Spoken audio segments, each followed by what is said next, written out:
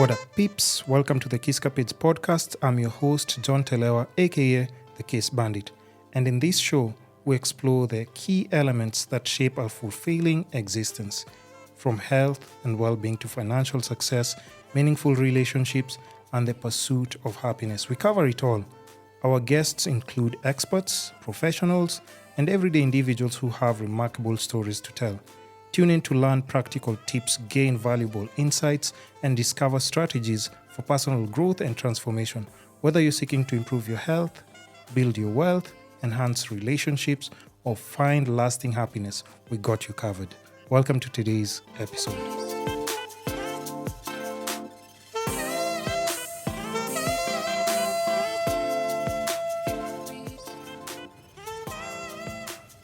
Brand new episode featuring a very special guest. I think you're special. Yes, of course. I wouldn't expect you to answer it any other way. I am special. So now, introduce yourself, tell the people what you do, and then I'll just take it from there as I welcome you to the podcast. Well, my name is Wahu Ndonga. I am a road safety advocate. I am a model.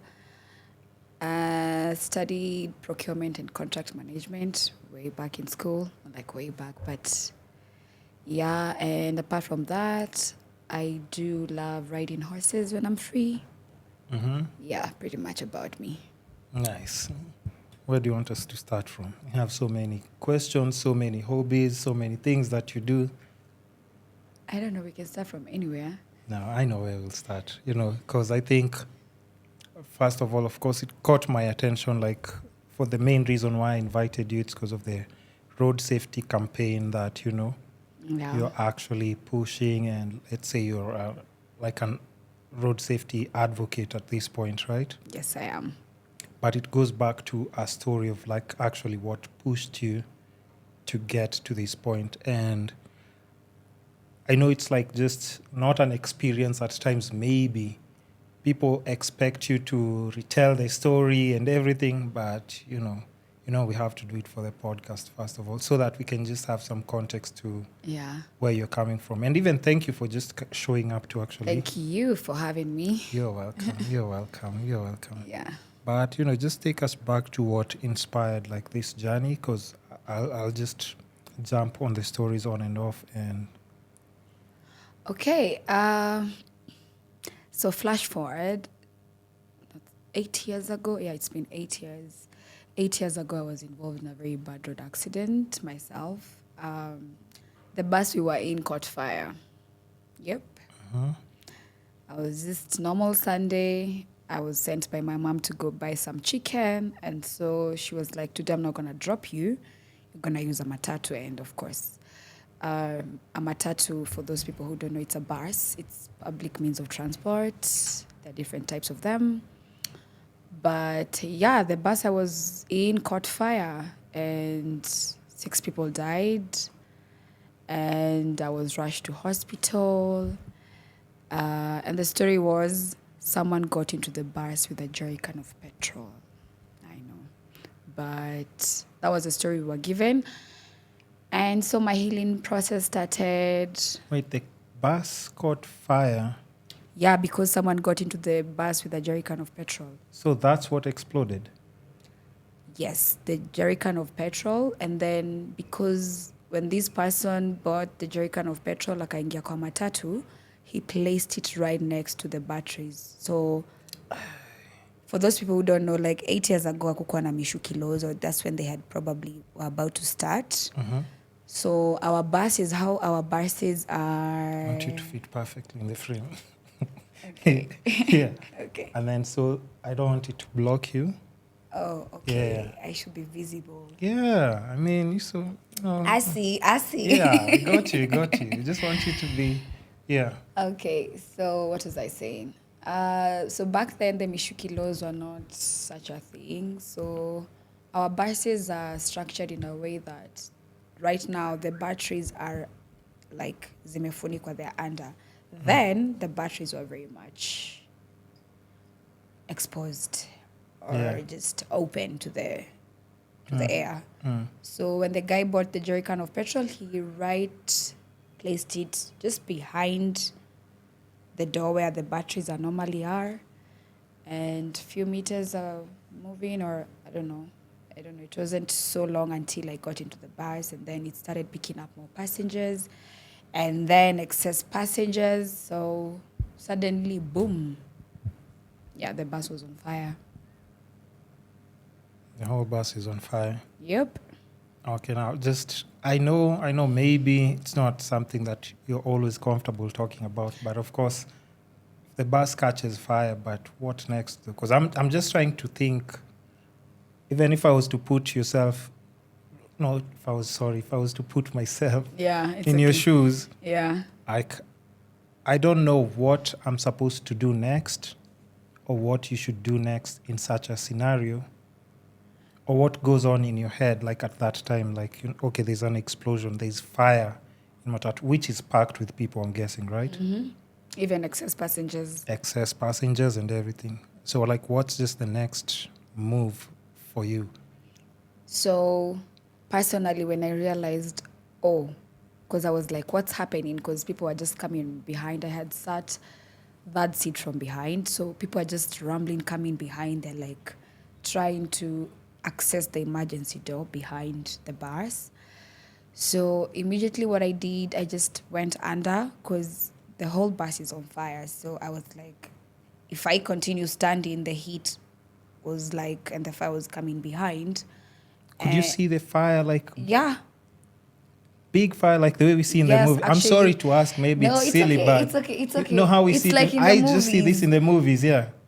And it was like the explosion was big because now the fire started channeling out of the windows. It was that big because this is petrol. And then what happened was when the driver realized, the bus is on fire, because people kept on telling him to slow down. And when the bus came to a stop, luckily, it stopped right next to a car wash, of which the guys were not really helpful at the beginning because we do know the combustion or the combination of air. So this is petrol, highly flammable. So if you add air on it and water has H2O, it has air in it. It was making the fire worse. So at some point they were like, stop using the fire because you're only making the fire worse. So inside, I went under, and the whole time I'm thinking it's a Sunday. I had just gotten from church. Like, I was so asking so many questions. I was like, Lord, like, what is happening? But more people coming behind. I lied flat because I opted to just go under. And then people are just stepping on me. And then one of the guys managed to break the emergency door, and then people started jumping off through the emergency door. And others were like trying to switch off the fire with all sorts of things. So personally, I had given up, by the way. I was like, okay, this is how it ends. It's a Sunday, nimetoka church. This is it. I mean, I've paid my dues, and it was in my middle of just like giving up and losing hope. I saw a window on my left. I was like, if my head can fit there, definitely my whole body can fit. I can squeeze myself. So that's actually what I did. Jumped out of the window. I was like, my head can fit. I was like struggling a bit, and then I jumped out of the window. Were you feeling any pain during this process? No. Adrenaline, like you're not even feeling anything? No, I wasn't feeling. It was after I jumped out of the window, I realized, damn, I was just from a burning matatu, and I was screaming, shouting. And then I had a wig on back in the day, and it was like starting like, and then this guy just washed me with some sewage water on my face, and I was like, that's when everything just kept on coming to me, and I'm like, I realized I'm on, like I could feel so hot, or just some parts of me had like burnt a bit, my right arm, my face. And the emergency response, ambulances, and that's how my healing journey started. And that's what drove me to road safety right now, because I wanted to understand what caused that fire. And I was like, okay, I started digging and doing my research. When I realized it was someone with a jerry can of petrol, I was like, oh, how ignorant of us to you know you're not supposed to carry a jerrycan of petrol, Yeah. leave alone place it inside a bus with people and right next to the battery. Next to the battery. Ignorance, or how would we call it right now? It's lack of knowledge, if you ask me. But yeah, because I think anyone who drives, who's ever been in that situation, but have I ever done that? No. But I've run with a jerrycan to collect, like, just petrol, because when you're first time driver, at times you're always that's like, different. I know, no, but I've been in situations where I think someone had a jerrycan which had fuel, like, okay, but it's not like in a matatu and next to a battery. But still, I don't think that's something that will ring at the back of someone's head. Like, this can actually cause an explosion and, like, just the whole car to catch fire. But, things happen and, Yep. at times we can't even explain everything. But, of course, now it takes you to this initiative now of just road safety campaign. Yeah. But before we get to that, also something I want to touch on is, and of course, you'll notice there's some questions maybe I might ask and you want to rush through haraka, but Bring them on. but because somebody else might be going through that or would want to understand how you would process even a healing process, that where you're coming from, like just an accident, almost like, let's say, getting burnt, and even just that whole process of like just healing, because it's not easy. No, it's And not. I don't want somebody to think like, si mtu anapona tu, si bora tu umepona. Yeah, but just how's even you processing that, first of all. Of course, you're a young girl and you're like, okay, sir, this probably has, excuse my French, but has fucked up maybe my, my situation, my plans, or maybe like just maybe how I liked my skin looking here. How's just that healing process like in hospital, and how do you compartmentalize that so that you are just in a happy place and content of like just being alive? Well, first of all, what I realized, I had gone through a traumatic event. So a traumatic event is anything your brain that has to process that's out of the norm. It could be maybe being beaten up by your parent growing up, any kind of trauma, like any kind of experience, that has made your brain start thinking in a certain way, and as opposed to how it's supposed to be thinking. Yeah. That's what I realized I'd gone through, a traumatic event. In this case, a road accident. And for me, it wasn't easy because I had to realize, first of all, it was not my fault. Because often when we go through things, you start blaming yourself. It was not my fault. Secondly, it was important of me accepting the fact that I had gone through a traumatic event and it had made me stop operating in the way maybe I'm supposed to be operating, because I suffered PTSD, whereby I could probably go into a bus. This is maybe months later or years later after I went through the accident, and realizing when I could smell the fumes, maybe it's just a bus or it's an Uber and it's removing a bit of fumes, that was making me realize, it's like I'm reliving this whole experience again.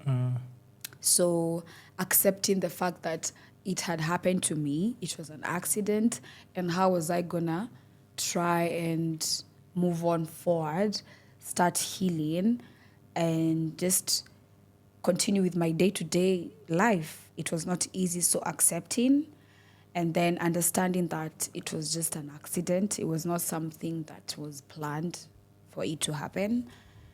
And also, to be honest, the people who were surrounding me, first of all, I lost a lot of friends. Those were fake friends. And during like the healing process where they have maybe to come visit you in hospital and stuff. Yeah, because I was pretty much burnt on my face. And as much as I was young and maybe the friendships then were not authentic, still there was a part of me that had changed. Yeah. So it came with a lot of loss, a lot of people not understanding how I started reacting, because PTSD And then after PTSD, I realized I fell into depression. Remember, I'm a very young girl. I had dreams. I was planning to just be done with school. I just done, Take over the world. yeah, basically. And then boom, at 360 ton. So it was a lot of accepting, and then the people who surrounded me, apart from losing friends, I also was surrounded by loving friends also and family. So those ones came through so much. But then also understanding the fact that it was not supposed to kill me as opposed to what, because I kept on asking, why did I even survive? 6 people died. I was in so much pain. I couldn't even understand what's happening. So to process that and then realizing, oh, I'm falling into depression. I didn't know anything about depression, leave alone mental health, which is going to bring me back to another topic we're going to talk about. But I didn't know all those things. So understanding the event, accepting myself, like accepting the event had happened and the things that were happening, the changes, being surrounded by loving friends and also loving family members. And then the greatest of them all was just the fact that I really, really, really leaned onto God. Because for me, I was like, why did I even survive then? I would have just died. Yeah. And it was that realization that my creator was not done with me yet. There was something I was going to do. There's something that I was supposed to fulfill. Just believing that apart from me just being a young girl, I didn't have really I did have goals and dreams, but like finding my purpose, that's how I'll put it, like realizing, oh, maybe I'm supposed to be here to do or to accomplish something or to help someone else. So, yeah. That's deep. That's deep. Very deep. Yeah, and I mean, I think even if we just watch the news on a regular, you see all these accidents that are, in fact, even before I go to that, did they ever catch or arrest that person who was with a jerrycan? No. Or that's not a discussion that has never... That's something we never got to know. Or that was a story. The person with the jerrycan, nowhere to be found, or I don't know, probably he was among the people who perished. But in most cases, when someone causes an accident, because disclaimer, 98% of the road accident caused in Kenya and even globally or in Africa, they are preventable. It's something preventable. Trust me, it's something preventable. But us as human beings, we just go ahead. We've normalized the wrongs to the rights to the wrongs. Like these days, if you see someone doing the right thing on the road, I always experience this a lot because I've done a lot of research when it comes to road safety in my country and just in Africa. You'll realize that it's just a mind game because you know you're not supposed to be doing a certain things, but because of how you've set up your mind, or you probably don't think these things happen, like road accident, until it happens to you or until it happens to your friend. Someone you know, someone who's close to you. Yeah, that's when you realize, oh, yeah, and it's the third killing agent currently as we're speaking. So it's a serious matter.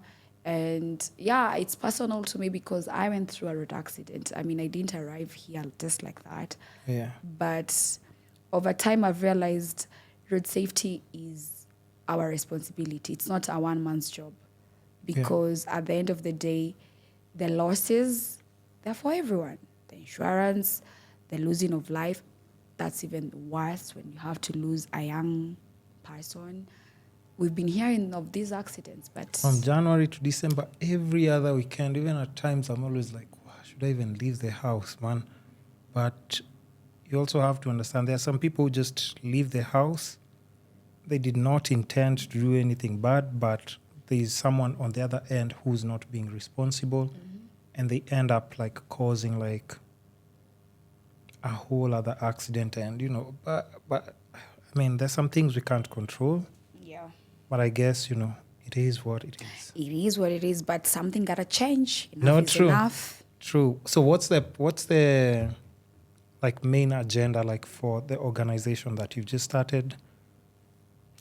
So It's called Rasky, right? yes, Road Accident Survivors Campaign Initiative. Yeah. So we do have a vision and mission, which for now is just ensuring that the road accident reduce. The rate of road accidents needs to reduce. We do have action plans. We do have a lot of like I call them road action plans, where we're trying to have policies, suggest ways to mitigate or to maybe the emergency response, because there's a lot when it comes to a road accident, from the road, so the state of the road, Yeah. the state of the driver, maybe he was drunk, the state of the car. It's a lot. And then generally, the law enforcers. So as Rasky, our main goal is to try and reduce, not even try, create campaigns or create awareness, which we have been creating a lot of awareness when it comes to the impact of road accidents in our lives, in our social life, in our economy. It's Yeah. a loss for everyone. Mm. So, and also more so, empower the road accident survivors. That's also another big mission goal And of ours. how is that? Like even let me just touch on that as well. Like how's that experience when, if you have experienced it, like meeting somebody else who's like shaken and they're coming from like a traumatic experience that you went through, and you also have to encourage them like, you know what, don't worry, it'll all be okay because you survived. So for me, it's always a bit overwhelming at the beginning, but then over time I've healed. Although healing is a linear process, no one has it all figured out. But for me, the first thing I normally try and tell them is it's okay. You don't have to be angry, because for the longest time I was very bitter. I was very like asking so many questions and why me, until I realized it has nothing to do with you. You're angry at yourself. Not even angry at myself. I was angry at everyone. Yeah. Because remember, I'm a beautiful lady. I had dreams. I had goals. Imagine maybe it's a guy umevunjika mguu. In my case, thank God, it was pretty much bad scars, like bad burn injuries. And for others, you lose a leg, you lose an eye, you lose your mother, you lose your father, you lose your sister. It could be worse.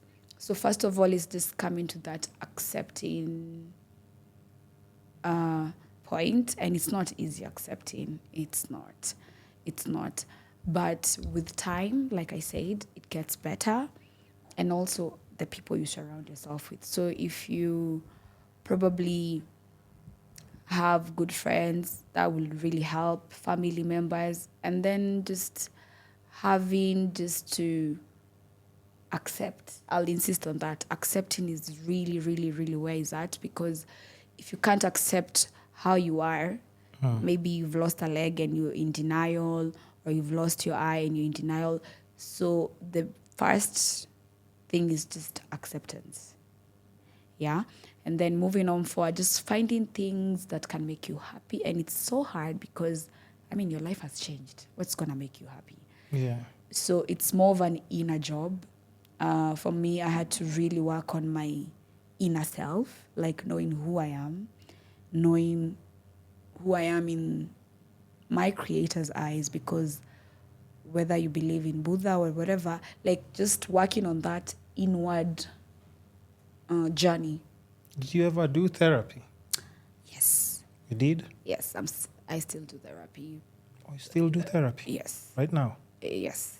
Cause of the accident, or cause of just like now reconstructing, or? Not because of the accident, because when I realized I'd gone through a traumatic event, and that triggered a lot. My relationship with my parents, my relationship with myself, my relationship with my creator. So I realized apart from just the accident happening, there were some other things that I needed to work on as a person. Yeah. So from then till now? Yeah, but not continuously. Oh, It's yeah, more yeah. of I have had times where I've not done therapy in a year or two, but for me, therapy really contributed greatly to the How, healing process. Yeah. yeah, because I'm always asking people who've just gone for therapy, like how effective is it to someone? And there's some people always like, yo, for me, it really made me view things differently. I mean, I would just want to know, like, from your personal perspective, and just now, like, this is like a whole new turnover of your life and everything, just how therapy is effective in your day-to-day life. So for me, therapy. Because I think this is where we're touching on, like, mental health. Yes. Or Yes. yeah. So therapy for me helped me in digesting or like navigating through the traumatic event and understanding that, oh, I am in depression, because a lot of people, even when you fall into depression, you don't realize you're in depression. I don't know what depression is. I'm just trying to understand. So depression is a state And where... not to sound dumb, by the way. No, it's okay. Yeah, right? No, it's okay. Trust me. Because even me, I didn't understand what depression is, or I was not aware that I was going through depression. It was until years later, I'm like, oh, first of all, it's like it changes you. Like it makes you start acting in a very abnormal way. I mean, normal is too boring, don't get me wrong, but in You say normal is too boring. Yeah. Okay. Yeah, normal is too boring. But in this case, it was my relationship, especially with my parents. That was it was just something else. It wasn't me. And I could tell this is not me.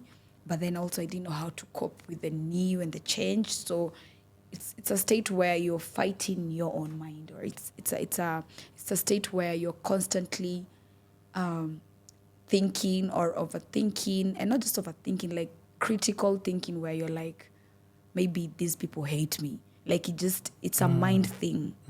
It's whereby your mind is responding to all these traumatic events maybe you've gone through, and even if there's something that has triggered that, the depression, because depression just don't happen. There's a cause of depression. Either something, you can't just wake up one day and you're depressed. Nah.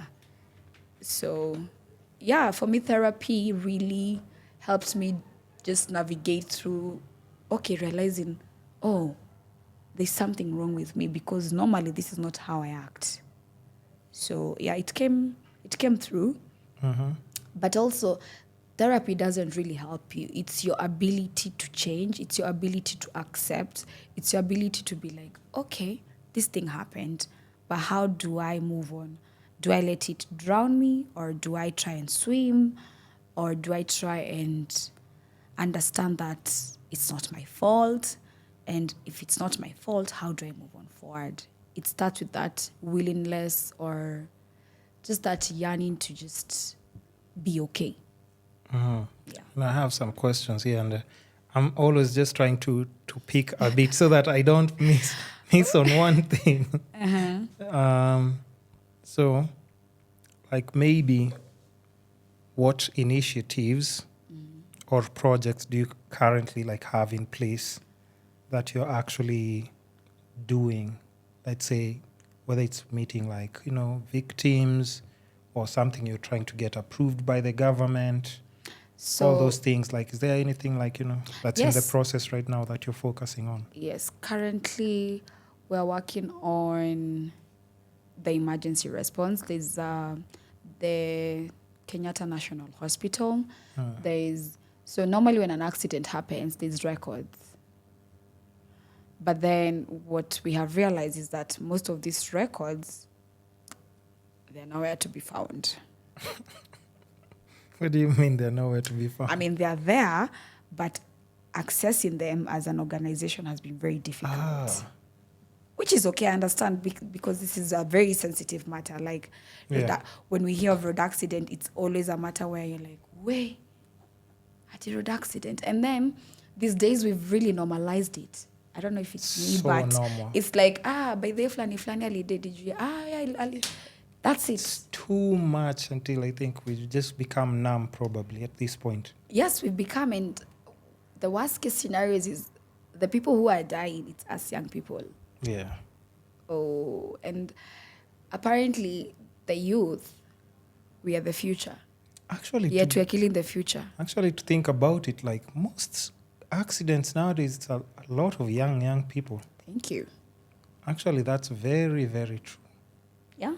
Yeah, anytime you're seeing headlines, it's super young people, not unless maybe it's like, let's say, public transportation where now you have mothers and kids. But otherwise, like in small scale, you'll always see like a lot of like young people. Yep. So for me, what I've realized is that there's a lot of, yes, it's us young people dying, but then still involve us young people, because I feel like as a young generation, as a youth in my country, we do have solutions. We have people who are ready to offer ways to just be able to understand where is the gap and what's happening between the road accidents being so many, because since 2015, our road accidents have increased with 40%. I don't think it's actually more than 40%, but they've constantly increased. Last year alone, we lost over 7,000 people. And those are just the ones we know. They're those ones that die unaccountable. Yeah. That's like a mass weapon.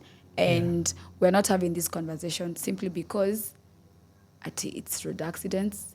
And I'm like, if we're not having about these conversations about road accidents, yet we hear of road accidents each and every day, what are we missing?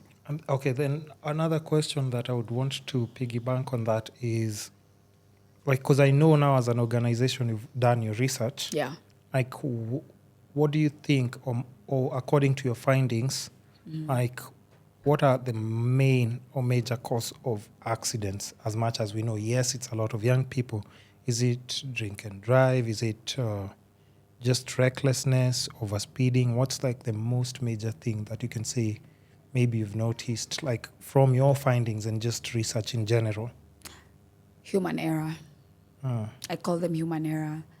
That's when you know you're not supposed to be overlapping. Cliche as it sounds, but you're gonna overlap. You're not supposed to be drinking and driving. Cliche. Ati gari najua kufika home. Kwani ilikuja na manual ya kwako? You know? True. Like, it's these certain things that, like I said at the beginning, the rights to the wrongs to the rights. Yeah. So I call them human error. It's ignorance. It's a lot. So to just generalize it, I call them human error. It's things you know you're not supposed to be doing consciously, and you go ahead and do it. Not even caring for your own life. Like, people these days, I feel like hata hatujipendi. Like, Yeah, true. you'll just be there driving. It's 180. And then, did you even check if that Subaru of yours, or no, I'm not coming up on the Subaru people, Subaru but guys. Subaru guys. No. or even the bus drivers, they're there overspeeding, but that car has not even gone to the garage or has not been checked in a year. Service, whatever. In a year. So I call them human error, and those are the most leading causes of road accidents. Human error. Things that you know you're not supposed to be doing, but you go ahead and do them. Straight face. Yeah.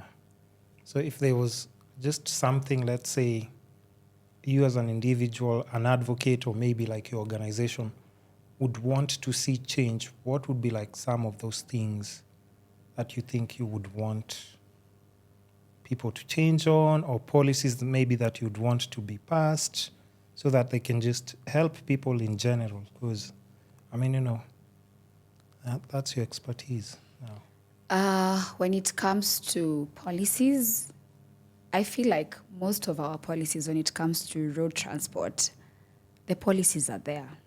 No, the policies are there. It is the enforcement of the policies. It's the people who are supposed to be enforcing these laws and regulations that I don't know what they are doing because we continuously have an know what they're increase of doing. road safety. Kenya, I mean, And it's very sad because this is life. This is the gift of life. Yeah. Because life is so precious. If you ask me, the gift of life, just being alive, just being able to breathe is very, very, very, very, very important. can't trade that to anything. And then Can't. you will see someone, you will carry your friends, you have consumed alcohol, Yeah, not even one bottle, not two. yeah. And then you'll be like, this car knows home. What do you mean it knows home? Did it come with a manual to your place? Yeah. Like, we are really not emphasizing on the importance of life. Like, these days, people, they're just okay dying. And personally, I'm not. Yeah, I may want to be here for a very long time. There's no... And then getting home is a gamble. I know. So, yeah, but when it comes to the policies, like I said, it's the law enforcers that need to be doing more work. Yeah. Because I've been asking myself, and this is like backed up with research of years, what are we missing? Because like we said earlier, the people who are dying is us youth. Yeah. And the majority of these youth are in Africa. Mm-hmm. You all remember when they say the most populated people with labor and stuff and what? It's the youth. It's because Africa has the most youth in the world globally. True. Like the rest of the European countries or the States, most of those guys are old, truth be told. Even Asians, truth be told. Why is everyone speaking about Africa and Africa? It's because most of these things have always been here, and which brings me to the systems and everything that has been built to make us just be third world countries. Yeah. But that's a story for another day. Uh-huh. Today we're just, like you said, you asked me about what things I will want changed. You'd want changed, or you'd want to see change. Maybe they're not in your control, because I'm sure all these things need approval. Yeah, from they like, do. Like The top. from the top dogs. So So another thing that I would really love to change is when it comes to the speed. I know. Speed. slow? You want it slower? No, I don't want it slower. I want, if the road is saying 80 kilometers per hour. And apparently we do have cameras and CCTV on our roads, and those Do they function? Do they work? It's going to bring me to my next conversation. We do have all those speedometers and everything, but they are not working. Even if they are, again, it brings me to another conversation. I was not going to even bring it up, but imagine corruption.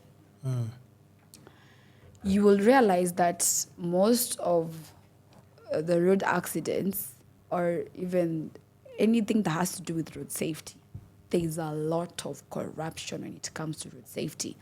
I know that's a whole podcast on its own, but can we value the gift of life proportionally to just money? Because I've seen people where umeshikwa, you've broken a law and kwanza mbaya, and then you just go to the police station, sweet talk the police station, you're out. Have you ever bribed a cop? No. Never? Never. Should try it. No. Thank you. I'll pass. I'm being bad influence here. You should try it. No, I was actually. I understand, but I want you. Don't forget your chain of thought, because I remember I was caught on Sunday, and I had just called like my insurance person. I was like, "Yo, my insurance expired on Saturday, and I'm on Sunday. I've just realized that on the road now." And then I'm like, I'm already in Westlands. I'm supposed to get to Langata. That's negligence, first of all. True. So now, you know what happens? I get to a roundabout. And any car person, anyone who drives, they know that day you have an expired license, or just, all those things, any documentation expires.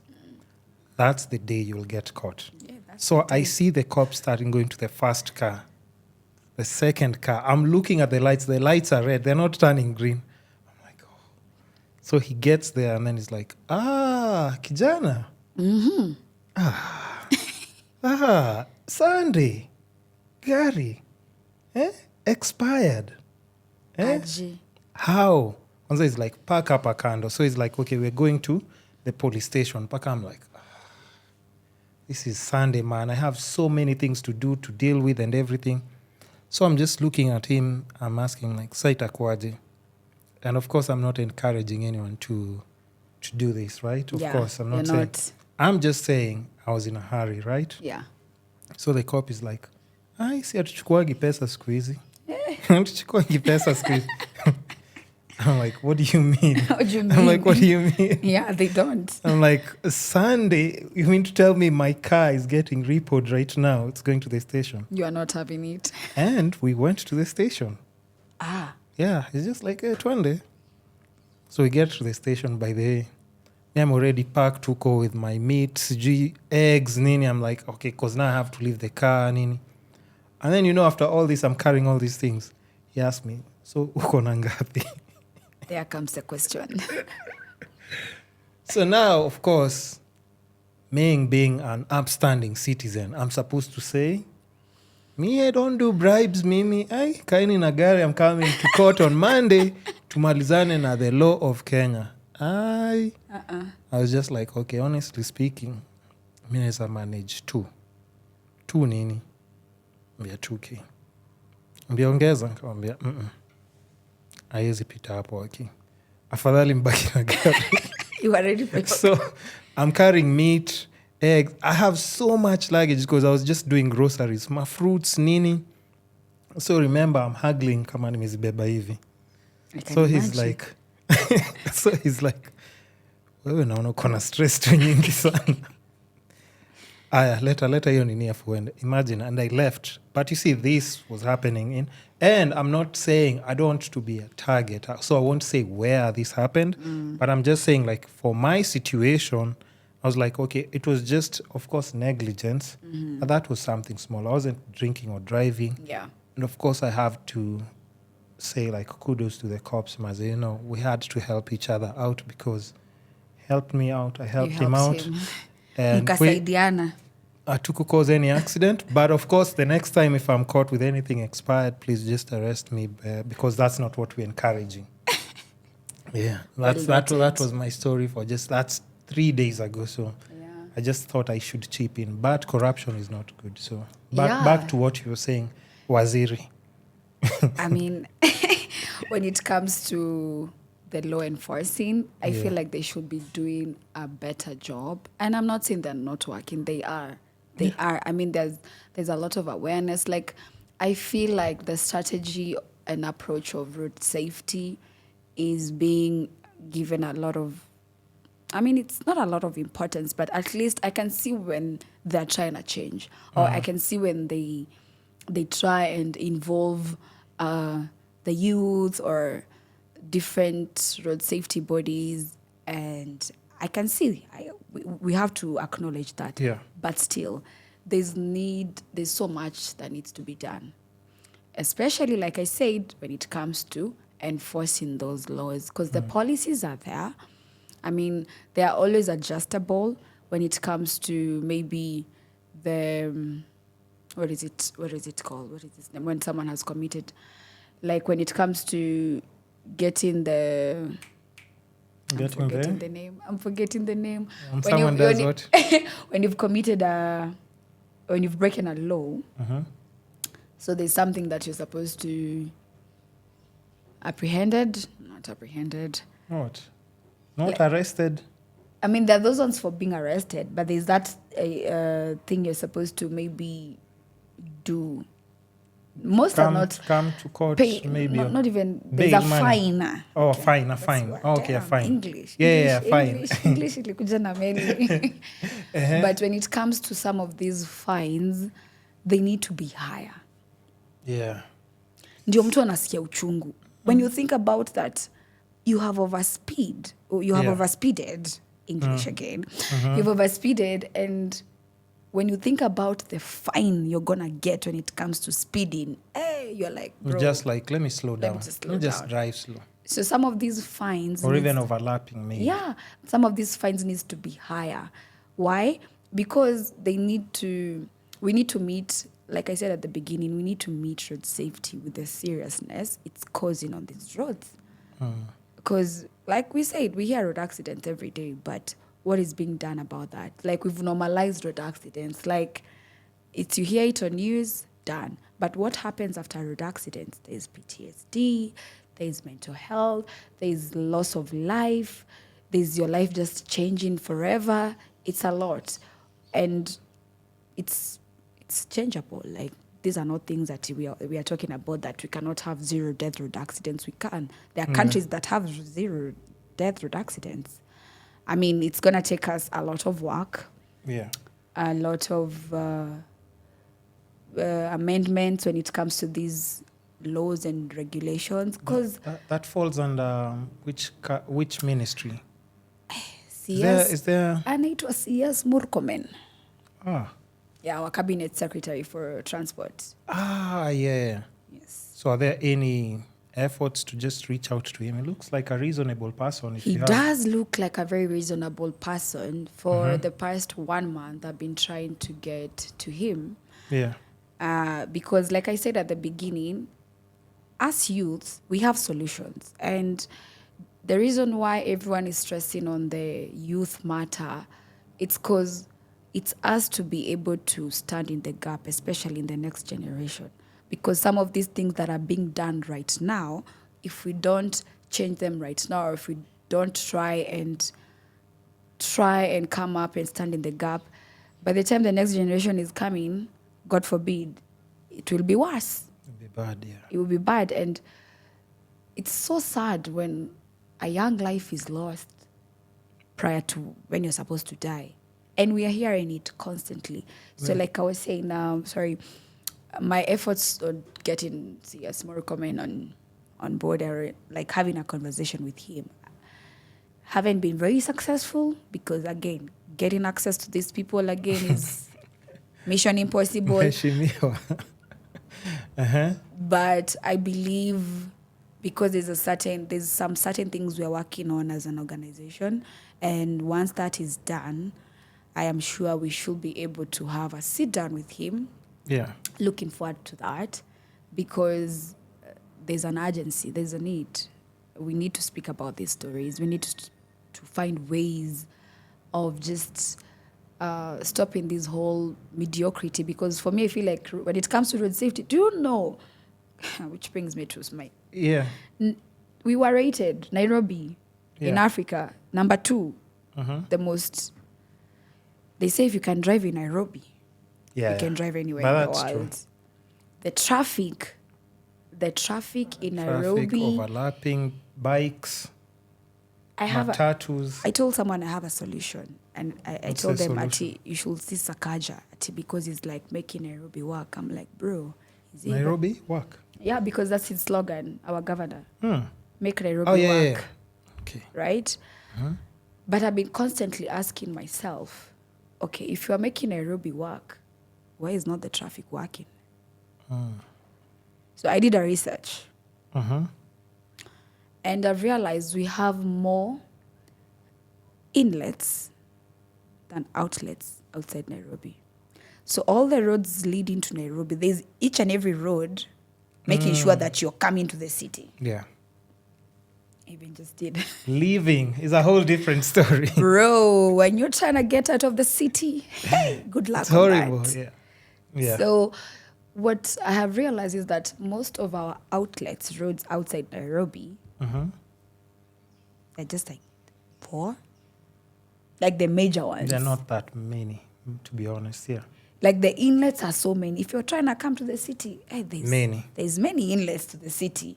But if you're trying to leave the city, especially from the CBD itself, it's very hectic. It's hectic. I don't even want to imagine. Anyone who thinks of leaving CBD and driving is just...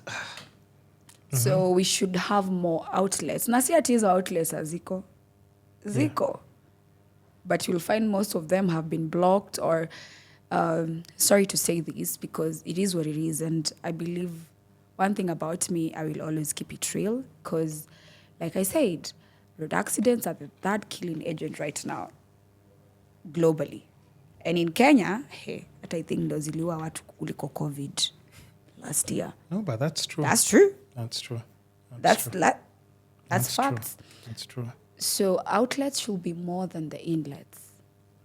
So which brings us to our governor, because he's been trying to make Nairobi work. So yeah, it's in his hands. It's in his hands, and I believe he said that when he gets into government, that he will treat road safety with such a serious matter because young people have been dying because of, especially young people in Nairobi.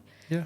I will give a big up to the governor for Nakuru, Kehika, Susan Kehika. Reason why, because that woman, she's constantly has been a very big support when it comes to road safety. We did an event along Naivasha Road at Safaris. It's a stop by, I think people know it, around Naivasha, Poivo, where you can just stop and do the whatever. At cafes there, there's a lot of, I think I know the spot here. Yeah. So there's an event that we did there because, again, Naivasha Road, it has young souls dying it's a horrible. lot. Yeah. It's horrible. It's among the leading roads in the world that are killing people. Like I'm telling you right now, we are being ranked when it comes to road safety. We are really bad. We're really doing bad when it comes to the rankings. And considering how magical Kenya is, how beautiful destinations we have, I mean... Even local tourism, you're supposed to enjoy leaving the house knowing that I'll get to my destination without... Safely. Another car, true. That right now is a gamble. Yeah. So probably most of the changes I would want, happening is around the law enforcing. When it comes to law enforcement, the fines, if you break a law in Kenya, you're just happy. Because when you go to the police station... just gonna go scot-free. People need to feel the pinch. Yeah. And I'm not coming at anyone or anything. It's just when you look at the records and the rates and how many people have died, then you'll understand why when I start speaking about road safety, it gets pretty much intense. But no, I understand. Another question that I wouldn't want to leave out is how has your perspective on the road safety evolved since your accident, and what message would you like to convey to listeners on the podcast or just young people in general? Well, it has definitely changed from probably I was one of those ones where, these things don't happen. We just hear road accidents every day and that's it. But over time, I've realized that road safety is personal. It's not personal. It's not personal. It's... road safety is your job, it's my job. Yeah. We can't leave road safety to the advocates. First of all, they're not even in... I think I'm the only one who speaks about road safety. I haven't seen so many people talk about road safety. Thank you. Yet we hear of road accidents each and every day. Yeah. So I had to realize that when we say road safety, we are talking about road transport. Road transport happens to be one of the major leading ways of transport globally. So how comes it's the leading means of transport, yet it's the leading killing agent? That doesn't really make sense in my mind. So I've been doing a lot of research. I have been doing a lot of collaborations. I've done a few interviews here and there. I'm looking forward to more because we need to create more awareness. Yeah, we need to speak about these things, and it falls up on so many SDGs, the Sustainable Development Goals. When it comes to the carbon emissions, that's climate.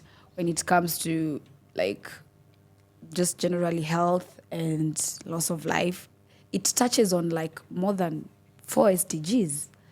So what am I saying? What do I mean by what do I want to mean by that? It's everyone's problem, but we have ni kama tumeiwachia certain people. Why? And even those people who are being involved in road accidents, they don't get enough. Just when you go through an accident, there are those things, you maybe hospital, the insurance or whatever. There's not enough coverage when it comes to maybe getting back or being paid, like something just to make sure that it's helping you at least maneuver to get back on your feet. I'm telling you personally, I tried to follow up on the case and everything legally, but boom, ilikunywa maji. It's too much work, and then you realize that I'll have to go through so many things, and then again it does that to your what that does to your brain is constantly making you relive the whole thing. So most people just go through the road accidents and that's it. Mtu atafadhali tu aendelee na maisha yake, and it's not easy, especially God forbid if you're alive, not even God forbid, if you've lost a leg. Worse is when you've lost your life. And I've seen parents losing their loved ones, which brings me to, if there's someone listening out there and you've gone through a road accident or you know someone, it's not easy. They can reach out to me. I'll leave out my handles or how you can just get to me. Yeah. When you've gone through a road accident or when you've lost someone through a road accident, it changes you in a way that you'll start realizing the importance of the gift of life. And we don't need to wait for us to lose people so that we realize, come on, road safety is everyone's job. And how comes we are not valuing the gift of life? Like the gift of life is very important. But a lot of people these days, it's like they don't care. I respect life so much, by the way. Me too. Because I'm always like, even if I sip and I know like I've had like a bottle or two, I just know like, you know what, it's time to use a cab, I can't use my car, all those things. But it's just because I just want to see tomorrow. Yeah. And not be part of that problem. Mm-hmm. Just be like a solution to all these things that people go through.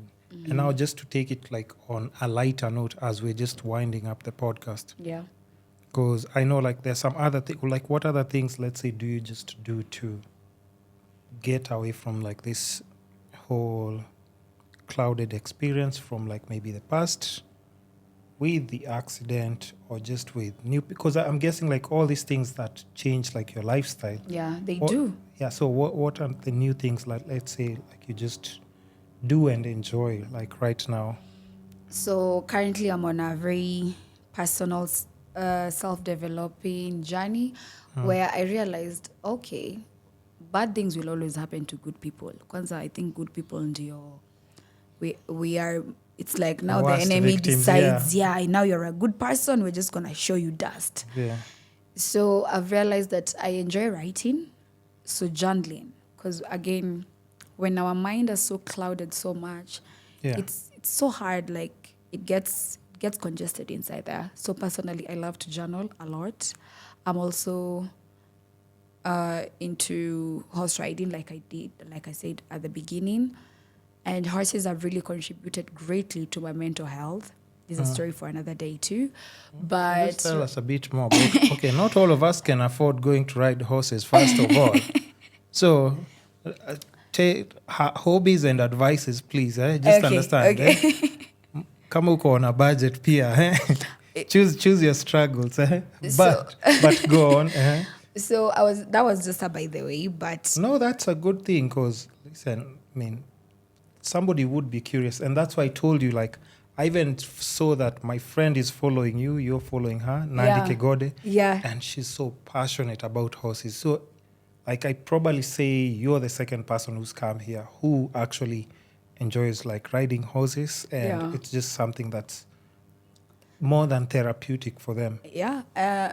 So, flash forward, for me, horses came about in my life very randomly. It was through a friend of mine, like you just mentioned, her Nandi, and being exposed into the horse world, I was like, wow. I mean, horses are quite magical. They are very indigenous animals. They go way back, way back. Horses have always been there during wars.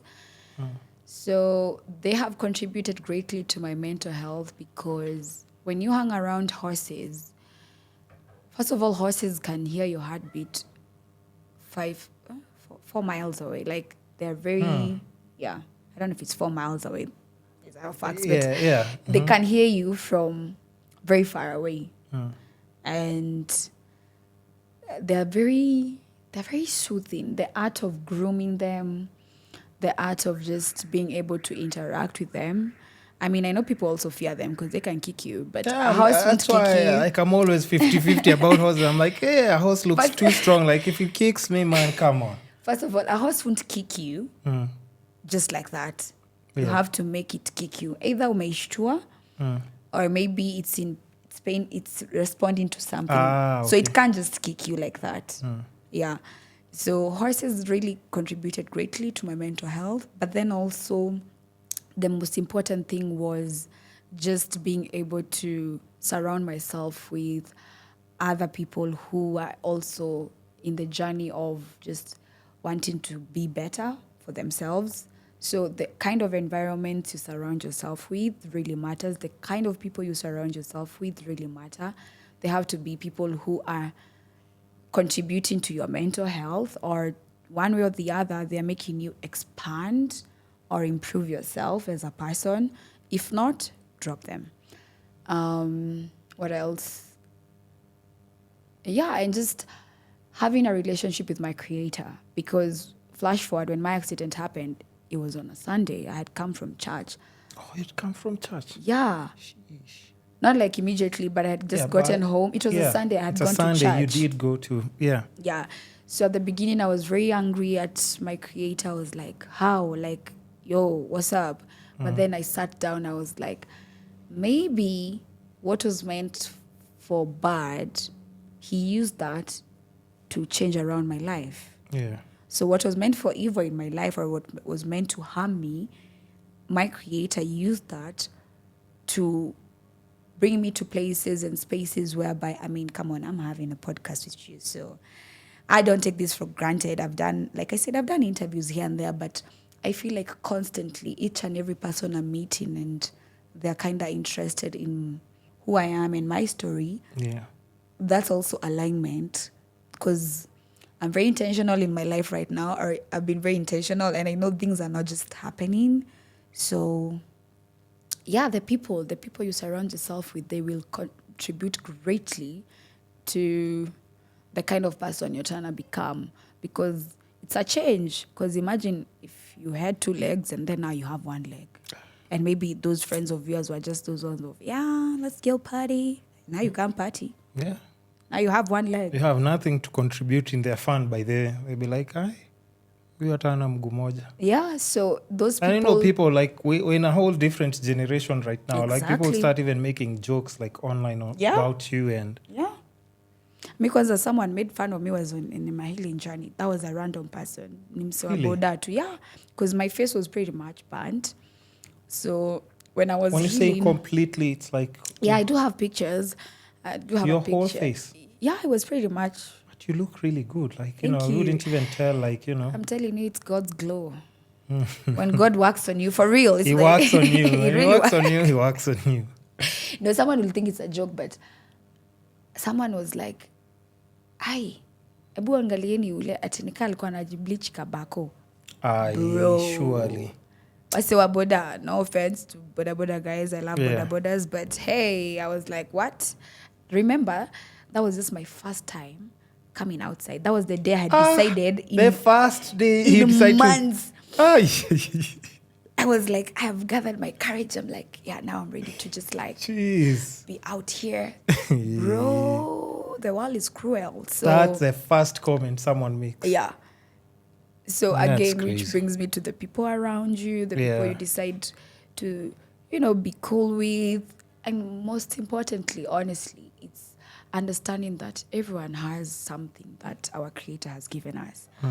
I mean, there's always a gift. And I know it's hard for some people when you talk about purpose, or when you talk about even being in this world is purposeful. But you have to have that conversation. I think as scary as it is, if you can sit around people who can't have that conversation, but they just know you guys are not going anywhere. Hakuna. You're not going anywhere. Nada. True. So, yeah, pretty much about navigating through healing and then just realizing that we are more than what we go through. Yeah.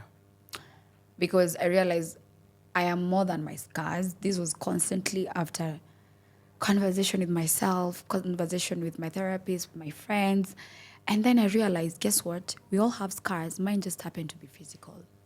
Emotionally, people do have scars. Physically, people do have scars. Mentally, like, it was a matter of me realizing I am not defined by what I go through. We are not defined by what we go through. It's up to you to decide, hey, it can either beat me down or dust myself up and rise up.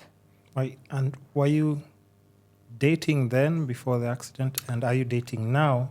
And how did just that affect maybe how you're processing, like, love from a relationship standpoint? Because I can say you're a bubbly person, loving and everything. Yeah, So I thought you wouldn't ask. I'm just seeing the smile when I ask that question. You're like, Huh? So I was dating then.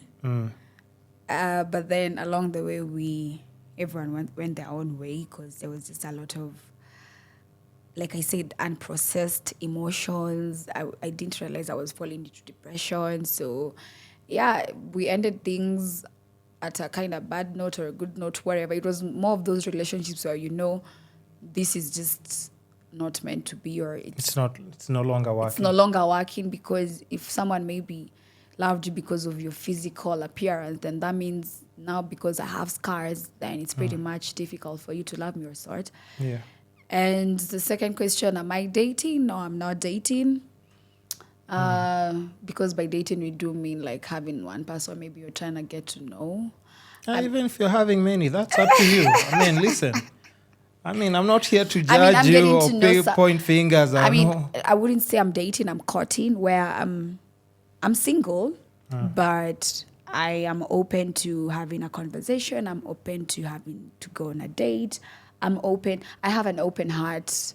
And by that, I mean... What the hell does that even mean now? An open heart I just have an open heart. When I asked you about if you're dating someone, I will stop playing games. Your disclaimer. But yeah, okay, like, what's your approach now? Because I'm just trying to... Even the reason I'm asking that, it's like, when you're saying, like, at that moment, maybe before the accident, you're like, okay, maybe this person just is not ready to bear with me in case of, like, other changes and everything. But right now, after experiencing that, now I'm sure you're looking at other characters in a person. Definitely. Apart from them, just like, just looking at you and just drooling. Because, you're like a painting, model thing, nini. So, Yeah. Well, for me right now, I like I said at the beginning, there is more to us than what we go through. And for me, I realized I had to find love within me. What do I mean by that? I had to realize that I had to love myself. Not even I had to. It came to a realization where I had to pour myself so much, because constantly I had been pouring from an empty jar or maybe a half full. So I was just, even right now, I'm constantly pouring on myself. So it definitely made me have a very personal, intimate relationship with myself, knowing who I am, knowing what makes me angry, knowing what I can tolerate, knowing if I go this way it's going to trigger me, knowing that if I go this way, I'm prone to maybe my traumas coming up. So for me, when I'm looking into those things in a person, I'm like, if this person cannot go beyond the physical realm or what he sees, then probably won't work out.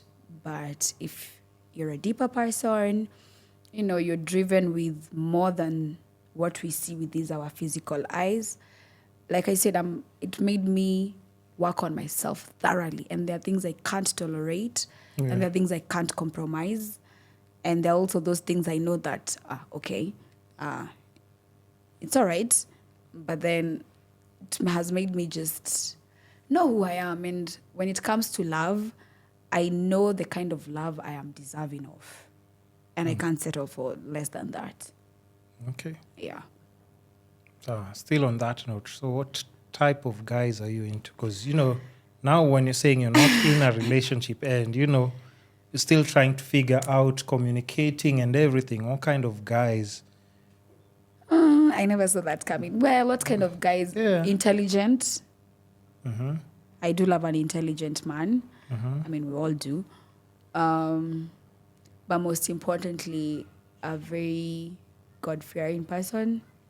Because for me, I normally say this, or I've been saying this, for me, for anyone to access me, they gotta go through my creator first, or they gotta at least know God, Yeah. and they gotta have that. So they talk to God kwanza before they come to you. Yeah, bro, that's it. Kama si hivo, tricky. Yeah, but I understand. But just to have a guy who has a constant, or not even constant, that who is aware that it doesn't have to be Christian or anything, because one thing I've realized with religion, it's tarnished, and that's a whole podcast on its own. Yeah. So let's just stick to these where, as long as you're, not as long as you're spiritual, tunaweza kuwa na mapepo. When you say Walking spirits, around with demons. Hey, I saw someone saying, "Hey, don't be out here loving someone. Could be having all sorts kind of demons." True. But more of a grounded person. Like, you have to be really grounded. Just know what you want, who you are. Because you can't say, Ati, you want to love me and you don't love yourself fast enough, or you've not even processed your own traumas and your healing, and like you're not of like ujijui. For you to you gotta know yourself. Yeah. You have to know what makes you happy, what drives you, what makes you want to wake up in the morning. Like, you have to have that that's getting to know yourself kind of thing. Yeah. I respect that. Yeah. And then just another question, like, of course, because you've touched like on just the physical, like, quite a lot. Now, how do you just like maintain yourself? Because, you have a nice frame, by the way. Thank you. Proper, like, even when you mention like modeling and stuff, of course I'm sure, like, that's not by chance. I'm sure maybe whether it's nutrition, whether it's exercising, like, what's your, it's like kind of your routine. How do you maintain like yourself? Hakuna? Okay, maybe through running, because I've been running since high school. So constantly, maybe because I continue running. I do run in the morning. I do have, like, not every day, but I do it every day. Yeah, I do love running a lot, and I used to be a very fast runner. So probably that came from that, and maybe also genes, because I eat, bro. Oh, you eat? Don't play with food. Hey. Those guys who are watching, they can testify to that. Please drop a comment. Dem Rembo, appetite ya fundi. So see that you're here on a special diet, nini? Hey, you're eating.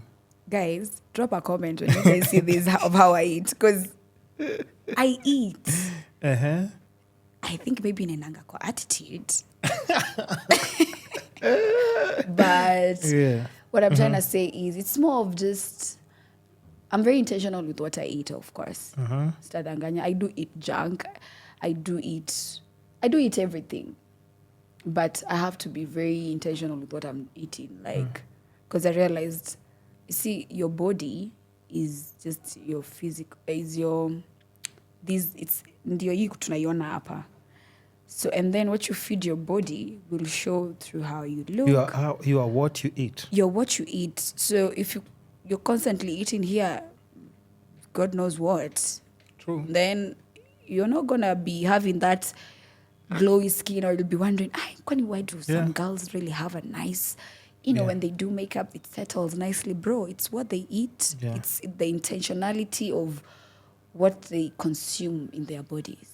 So yeah, I think for me it's more of I'm very intentional, but I eat. Perfect. I love eating. I love eating. Put emphasis like, hey, me, I eat. I love it. I do.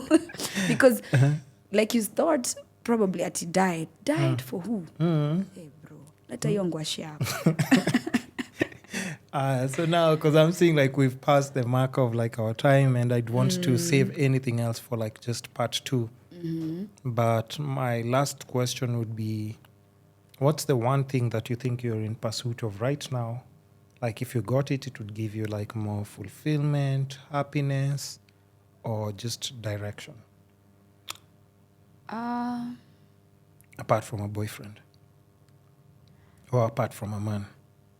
Honestly, right now, I'm really cultivating on my relationship with my creator. Like Sayata, si compromise. I've been on this constant journey where I'm creating time, I'm making room. I'm not allowing so much distractions in my life because, I'm in pursuit of, I'm seeking him more. Because I've realized, hey, hii dunia. Exactly. There's so many things happening in the world. And not to say it's really dark times. It's really dark times. So being able to actually realize before anything happens in the physical realm, it starts in the spiritual realm. So anything we're seeing here, it started way back. It's been there. It's just that now it's manifesting itself. And that has brought me closer to my creator, just to be inspiring, to just try and show people that, I know a lot of things are happening. Even me, I've gone through pretty much a lot of things, even through the healing process. But there's always a light in us, and things get better with time. They do. They do. It takes time a bit. It takes a lot of intentionality, a lot of inner work, a lot of inner healing. Like I said, it's an inside job. True. Yeah. I respect that. And thank you so much for coming to the podcast. Thank you for having me. Thank you for so having me. Thank you for having me. It's been amazing. And probably definitely looking for a part 2. We have to do a part 2. So tell the people where they can find you, your handles, anything else that you have going on that you want to plug on the podcast. Please do it. So my social media, all of them is at Wahu Ndonga. If you're trying to find me through my foundation page, it's called Raski at Wahu Ndonga Foundation on Instagram. YouTube, still Wahu Ndonga. I haven't posted anything over there, but most of my socials are quite active. So at Wahu Ndonga, Twitter, Facebook, Instagram. Yeah. I think you should do Not more. Twitter, it's called X. It's called X now. It's called X. But, I think you should drop some more videos like just for YouTube and, even if it's your day-to-day or like your, of course, definitely for your advocacy work. Yeah. I think that's a plus if you can. I am definitely cooking something. Then we'll be launching what we are cooking. And definitely looking forward to that. So I appreciate that a lot. Thank you for having me. Thanks for coming to the show. The Kisscapades podcast is your gateway to holistic growth and personal transformation. Together we'll unlock the secrets to living a life of health, wealth, love, and happiness. So make sure to tune in every week and join us as we explore the essence of what it means to truly thrive. And lastly, show us some love and support in our social media platforms from Facebook, Instagram, YouTube, Spotify, Apple Podcasts, Google Podcasts, basically all the social media platforms that support podcasting will definitely be there. Even with the short clips and reels, you can find us there. And lastly, don't be shy with feedback, suggestions, or any questions that you might have in regards to the episodes or our podcast. It's the Kisscapades Podcast. Goodbye.